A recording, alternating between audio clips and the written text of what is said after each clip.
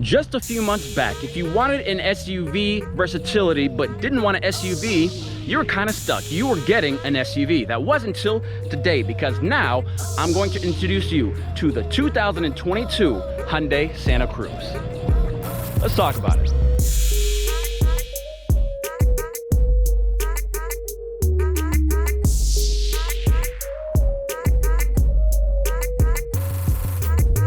Before you keyboard warriors hop on the comment section and start saying, oh my gal, it's basically a Tucson because it's the same platform, I'm gonna say you're right. But just like me and my brother, we're very similar, but we are very different at the same time, because the Hyundai Santa Cruz has a few things the Tucson can only dream about. One of those things you're gonna find right under the hood. The reason I chose the SEL Premium is because it is the first level to bring the 2.5 liter turbo, giving you 290 horsepower and 311 pound-feet of torque. That means you can tow up to 5,000 pounds with this bad boy. And if you're wondering what the miles per gallon is on the vehicle, this happens to be city highway average of 22 miles per gallon. You also do have America's Best warranty covering your back, 10-year, 100,000 miles for the powertrain coverage on any new Hyundai Santa Cruz. Getting back to the outside, you can see that the Hyundai style is still there with that massive cascading grille. That way it looks a lot nicer and adds a lot more airflow to the engine, making sure it runs a lot cooler. But with the Premium,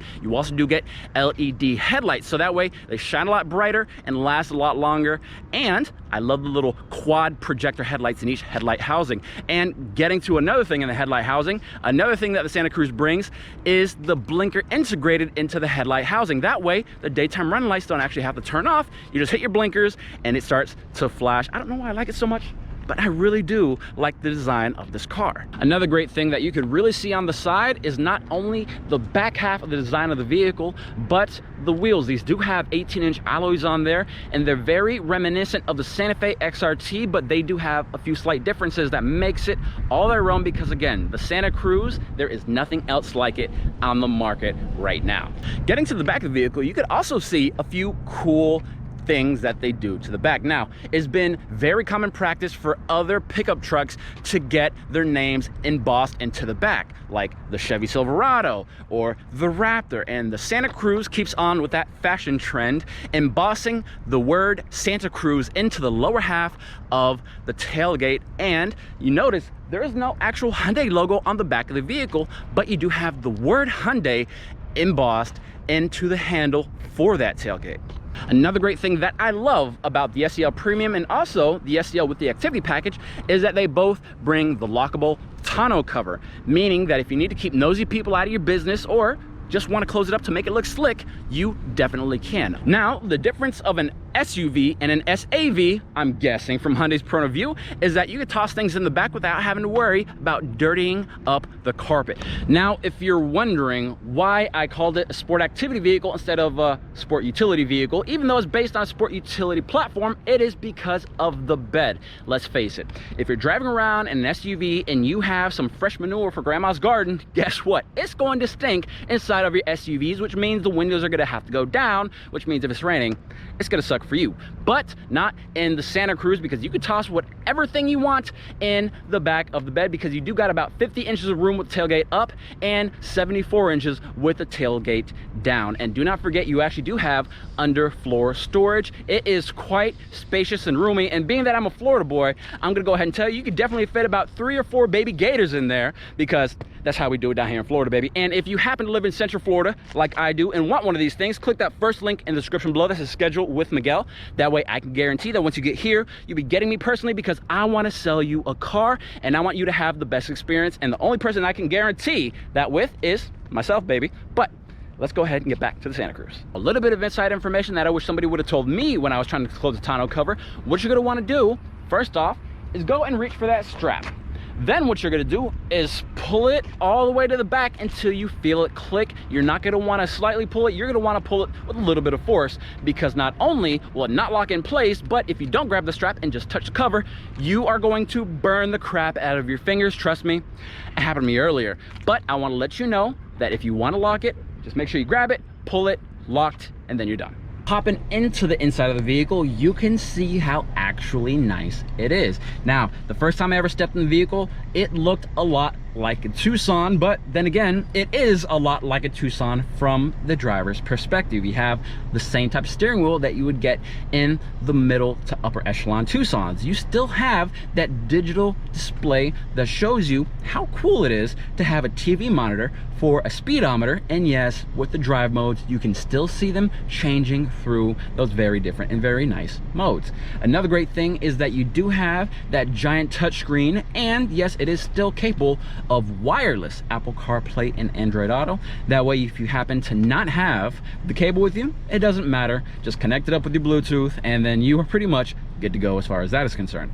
And another thing that I really do like is that you do have dual zone climate control, so that way passenger, driver, different temperatures, no problems. And yes, you still do have another wireless charger on this vehicle as well, so that way, again, no cable situation, but your phone can charge wirelessly.